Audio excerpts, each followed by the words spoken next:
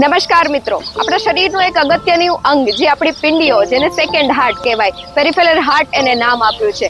હવે એ જ પીંડીઓ આપણા શરીરમાં બહુ અગત્યનો રોલ ભજવે. શું એ તકલીફ ક્યારે આપે કે રાત્રે તમે સૂતા છો અને તમને મસલ ક્રેમ્પ્સ આવે, એટલે કે પીંડીઓ જાણે ચૂસાતી હોય એવું લાગે, સાથે મસલ ટ્વિસ્ટ થતા હોય. હવે ત્યાં જ રહેલી નસો જે છે એમાં સરખું બ્લડ સર્ક્યુલેશન અને ગ્લુકોઝ અને બીજા બધા વાઇટામિન્સ સરખી રીતે ભળીને ના મળતા હોય ત્યારે મસલ્સ એકબીજા ટ્વિસ્ટ થતા હોય અને ક્રેમ્પ્સ આવતા હોય એવું લાગે છે. દિવસ દરમિયાન તમે જ્યારે પગ લટકાઈને બેસો છો, કંઈ એક્ટિવિટી કરો છો, ત્યારે પીંડીઓને કોઈ જાતની એક્સરસાઇઝ મળતી હોતી નથી.